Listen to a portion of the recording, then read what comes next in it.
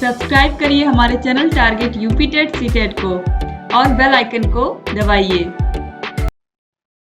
Hello friends, स्वागत करती हूँ मैं आप सभी का target UP TET CTET channel में। दोस्तों, इस वीडियो में मैं बात करने वाली हूँ बहुत ही महत्वपूर्ण श्लोकों के बारे में जो कि एग्जाम में अक्सर पूछे जाते हैं। तो दोस्तों, चलिए बिना किसी देरी के हम यहाँ पर सभी श्लोकों को देखते हैं और साथ ही साथ उनका अर्थ भी जानते हुए चलते हैं। और दोस्तों, यहाँ पर मैं बता दूं, खासकर DElEd first semester, DElEd third semester के जो भी प्रशिक्षु हैं, उन लोगों के लिए ये वीडियो बहुत ही महत्वपूर्ण है, क्योंकि आज तक ऐसा कोई भी पेपर नहीं गया है जिसमें सूक्तियां और श्लोक ना पूछे गए हों। यहाँ तक कि श्लोक लिखने के लिए भी आता है एग्जाम में, और साथ ही साथ श्लोक का अर्थ तो आता ही है। आप कोई भी पेपर उठा के देख लीजिए, प्रीवियस ईयर पेपर्स।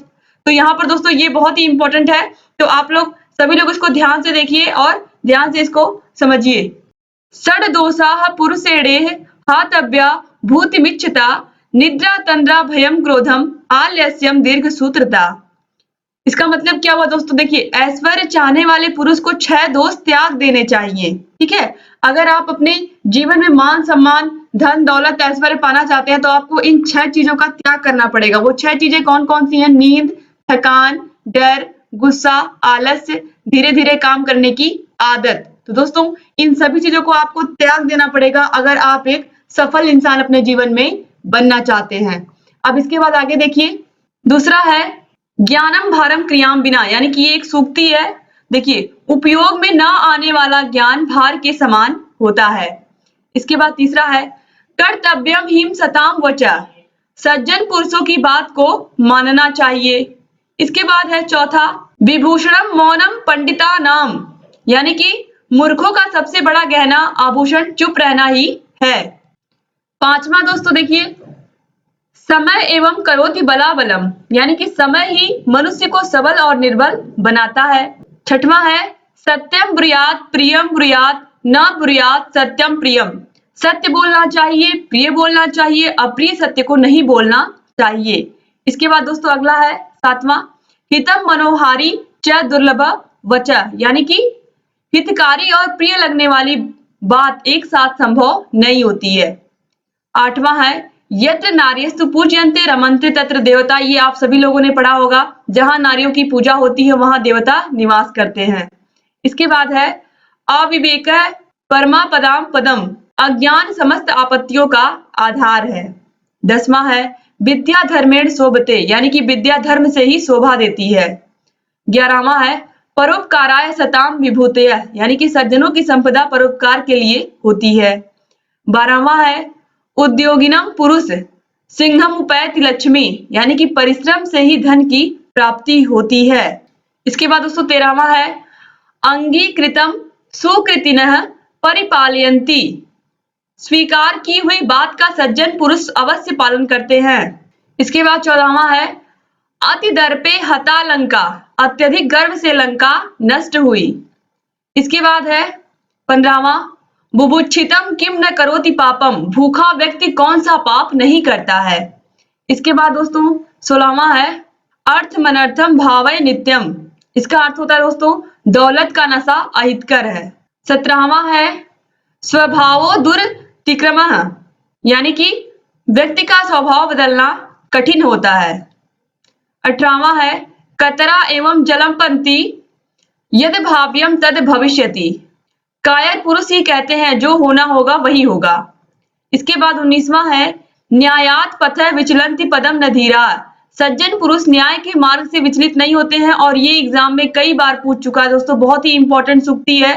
ये जो एक लाइन के ये सब आप देख रहे हैं इनको हम सूक्तियां कहते हैं, और जो 2 लाइन के आप देखते हैं वो क्या है? श्लोक है। इसके बाद आगे है 20वां त्याज्यम न धैर्यम विधुरे अपि काले, विपत्ति में भी धैर्य का त्याग नहीं करना चाहिए।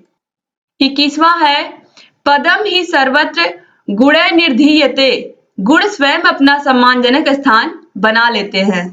इसके बाद दोस्तों आगे है 22वां नंबर जल बिंदु निपातेनेन क्रमशः पूर्यते घटः, एक एक बूंद से घड़ा भर जाता है।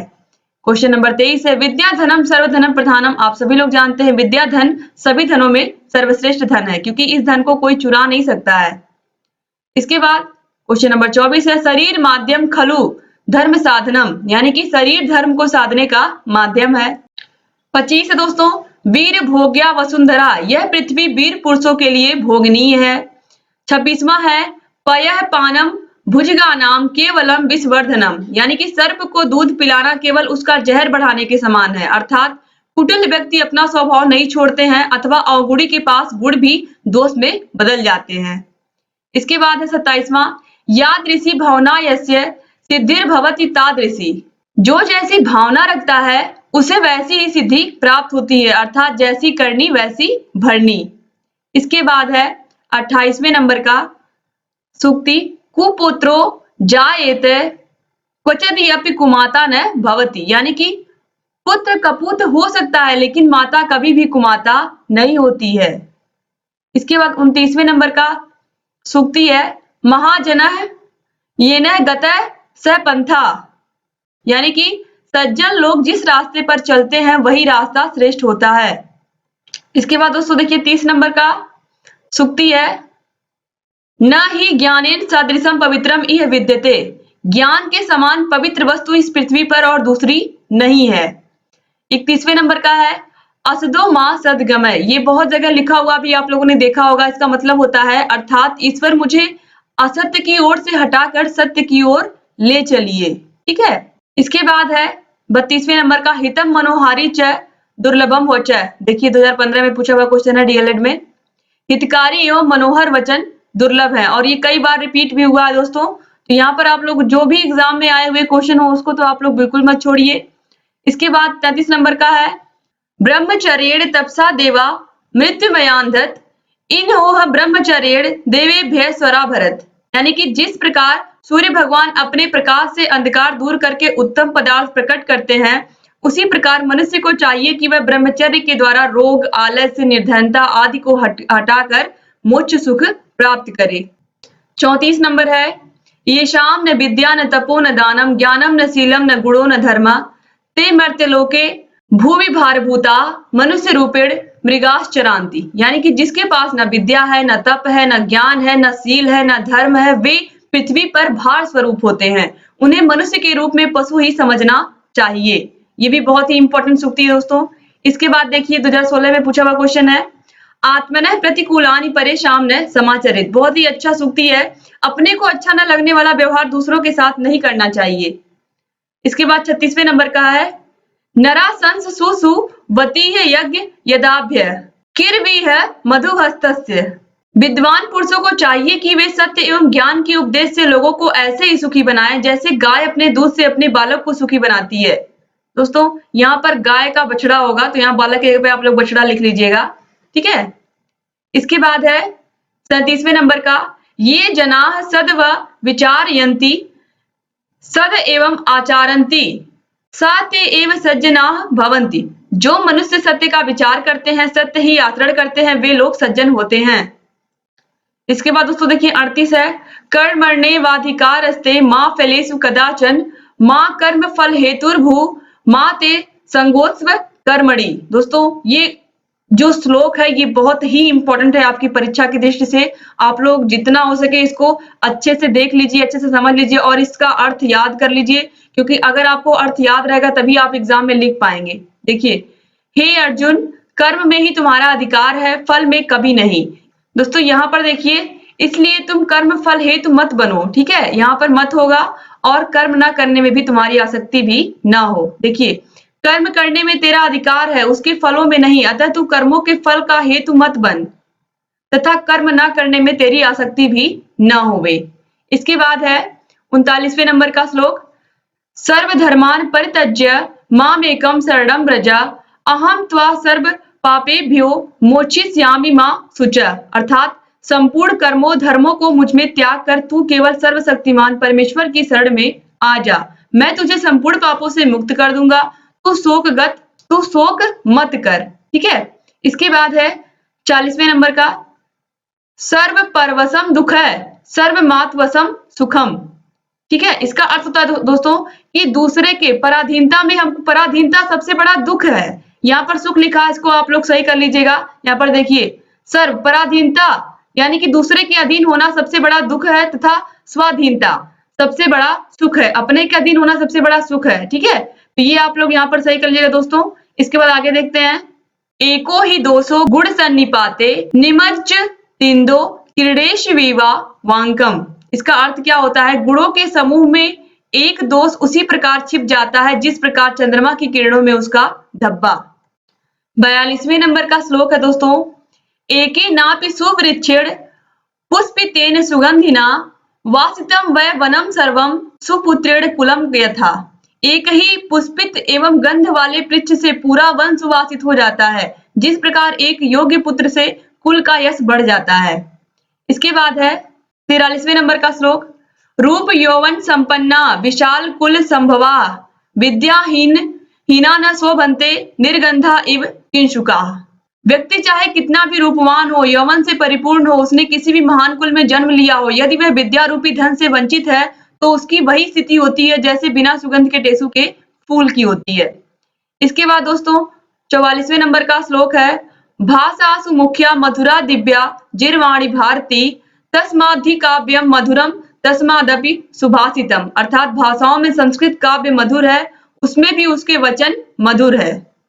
इसके बाद दोस्तों है, मोह जाला वृतो दुख मिह चामुत्र, यानी कि मोह के जाल में फंसा हुआ प्राणी दोनों ही लोकों में दुख भोगता है। 46वें नंबर का श्लोक है, धर्मावमंता कामात्मा भवेत स खलु वंचते। अर्थात कामनाओं से आसक्त रहकर धर्म की अवमानना करने वाला स्वयं को ही धोखा देता है। 47वें नंबर का है, सर्वे क्षयांता निचया पतनायांता समुच्छया संयोगा विप्रयोगांता मरणाहंतम ही जीवितम। सभी संग्रह नाशवान और सभी ऊंचाइयां पतन में अंत वाली हैं। मिलन की अवधि वियोग और जीवन की अवधि मृत्यु है। इसके बाद 48वें नंबर का है, अभिवादनशीलस्य नित्यम वृद्ध्योपसेविना चत्वारि तस्य वर्धन्ते आयुर्विद्या यशो बलम। दोस्तों ये पूछा हुआ क्वेश्चन है आप लोग के डीएलएड में पिछले ईयर्स में, ठीक है, तो इसको आप लोग याद कर लीजिएगा। अर्थात देखिए, बड़ों का अभिवादन करने वाले तथा नित्य प्रति वृद्धों की सेवा करने वाले की आयु, विद्या, यश और बल, ये चारों चीजें बढ़ती हैं। इसके बाद दोस्तों 49 नंबर है, न ही कृतमुपकारम साधवो विस्मरन्ति। अर्थात सज्जन लोग किए गए उपकार को कभी नहीं भूलते हैं, अर्थात हमेशा उसके ऋणी रहते हैं। 50वें नंबर का है दोस्तों, आजीर्णे भोजनम विषम। अर्थात बिना पचा हुआ भोजन ही जहर के समान होता है। इसके बाद 51 नंबर है, न कूप खननम युक्तम प्रदीप्ते वहिना गृहे। अर्थात घर में आग लग जाने पर कुआं खोदने से क्या फायदा, अर्थात विपत्ति उपस्थित होने से पहले ही उसका उपाय सोच लेना चाहिए। इसके बाद 52 नंबर है, कीर्ति यस्य स जीवति। अर्थात यशवान व्यक्ति ही जीवित रहता है। इसके बाद 53 नंबर है दोस्तों, बुद्धिमान वृद्ध सेवया। अर्थात बड़ों की सेवा करना बुद्धिमानी है।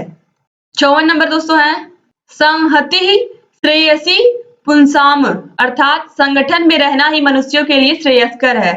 55 नंबर है, आत्मनः प्रतिकूलानि परेशान समाचरित। अर्थात अपने को अच्छा न लगने वाला व्यवहार दूसरों के साथ नहीं करना चाहिए। इसके बाद दोस्तों 56 नंबर है, गले गते कह खलु सेतु बंध। अब पछताए होत क्या जब चिड़िया चुग गई खेत। अर्थात नुकसान होने के बाद अब उसकी भरपाई तो नहीं हो सकती तुरंत ना। इसके बाद है 57 नंबर, उष्ट्राणाम विवाहे तुम गीतम गायन्ति गर्दभा। अर्थात जैसा घर वैसा वर। इसके बाद 58 नंबर है, आहारे व्यवहारे च त्यक्त लज्जा सुखी भवेत। अर्थात आहार और व्यवहार में लज्जा न करने वाला व्यक्ति सुखी रहता है। इसके बाद 59 नंबर है, अंधस्य दीपो बधिरस्य गीतम। अर्थात अंधे व्यक्ति के लिए दीपक तथा बहरे व्यक्ति के लिए गीत दोनों ही व्यर्थ हैं। 60वें नंबर का है, उदार चरिता नाम तु वसुधैव कुटुम्बकम। अर्थात उदार चरित्र वालों के लिए सारा संसार ही परिवार के समान है। दोस्तों यहाँ पर देखिए, भारत वंदना के किसी अनुच्छेद का हिंदी में अनुवाद कीजिए। कभी कभी एग्जाम में पूछ लेता है, मातृभूमे नमो मातृभूमे नमः, मातृभूमे नमो मातृभूमे नमः। हे मातृभूमि तुम्हें नमस्कार है, हे मातृभूमि तुम्हें नमस्कार है। अब इसके आगे चलिए देखते हैं, तव गिरिभ्यो नमस्ते नदीभ्यो नमः, तव वनेभ्यो नमः जनपदेभ्यो नमः। अब चलिए दोस्तों इसका अर्थ हम लोग देखते हैं। हे मातृभूमि, तेरे पर्वतों को नमस्कार है, तेरी नदियों को नमस्कार है, तेरे वनों को नमस्कार है और तेरे जनपदों को नमस्कार है। इसके बाद है, तव कड़ेभ्यो नमस्ते अणुभ्यो नमः, मातृभूमि नमो मातृभूमि नमः। हे मातृभूमि तेरे करोड़ों को नमस्कार है, तेरे अणुओं को नमस्कार है, हे मातृभूमि तुम्हें नमस्कार है, हे मातृभूमि तुम्हें नमस्कार है। इसके बाद दोस्तों आप देखिए श्रीमद् भगवत गीता से लिए हुए कुछ श्लोकों का यहाँ पर हम हिंदी अनुवाद देखते हैं। सबसे पहला है यदा यदा हि धर्मस्य ग्लानिर्भवति भारत अभ्युत्थानम धर्मस्य तदात्मानं सृजाम्यहम्। अर्थात हे भारत या हे भरत अर्जुन, जब जब भरत धर्म की हानि और अधर्म की वृद्धि होती है तब तब मैं अपने आप को प्रकट करता हूं, अर्थात साकार रूप में अवतरित होता हूं। और ये दोस्तों श्लोक बहुत ही इंपॉर्टेंट है, तो प्लीज आप लोग इसको याद कर लीजिए दोस्तों, आप लोग के एग्जाम में बहुत काम आएगा। इसके बाद है कर्मण्येवाधिकारस्ते मा फलेषु कदाचन मा कर्म फल हेतुर्भू मा ते संगोत्स्व कर्मणि। अर्थात हे अर्जुन, कर्म में ही तुम्हारा अधिकार है, फल में कभी नहीं, इसलिए तुम कर्म फल हेतु मत बनो और कर्म न करने में भी तुम्हारी आसक्ति भी ना हो। इसके बाद दोस्तों ये भी मैंने भी आपको पढ़ाया, नैनम छिन्दन्ति शस्त्राणि नैनम दहति पावक न चनम क्लेदन तापो न शोष्यति मारुता।